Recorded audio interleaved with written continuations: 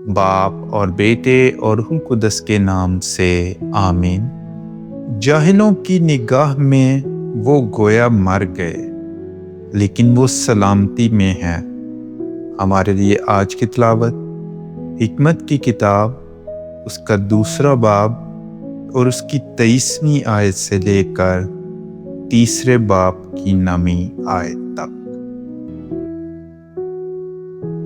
کیونکہ خدا نے انسان کو بقا کے لیے پیدا کیا اور اسے اپنی ذات کی صورت پر بنایا، لیکن ابلیس کے حسد سے موت دنیا میں داخل ہوئی۔ پس جو اس کے گروہ کے ہیں وہ اسے چکھ لیں گے، پر راستگاروں کی روحیں خدا کے ہاتھ میں ہیں اور عذاب انہیں نہ چھوئے گا۔ جاہلوں کی نگاہ میں وہ گویا مر گئے اور ان کا انتقال بدبختی سمجھا گیا، اور کہ ان کا ہم سے چلا جانا ہلاکت کی طرح تھا، لیکن وہ سلامتی میں ہیں۔ اور گو آدمیوں کے نزدیک انہوں نے دکھ اٹھایا، تو بھی بقا ان کی پوری امید تھی، اور تھوڑی سی تادیب کے بعد انہیں بڑا ثواب حاصل ہوگا، کیونکہ خدا نے انہیں آزمایا اور اپنے لائق پایا۔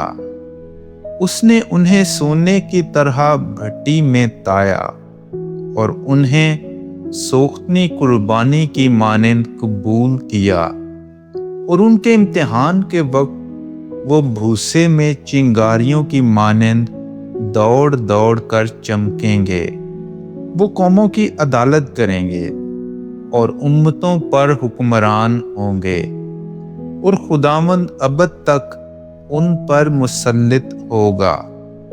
جو اس پر توکل کرتے ہیں وہ اس کی وفا محسوس کریں گے، اور اس کے وفادار محبت میں اس کے ساتھ رہیں گے، کیونکہ فضل اور رحمت اس کے برگزیدوں کے واسطے ہے، اور وہ اپنے مقدسوں کی نگہبانی کرے گا۔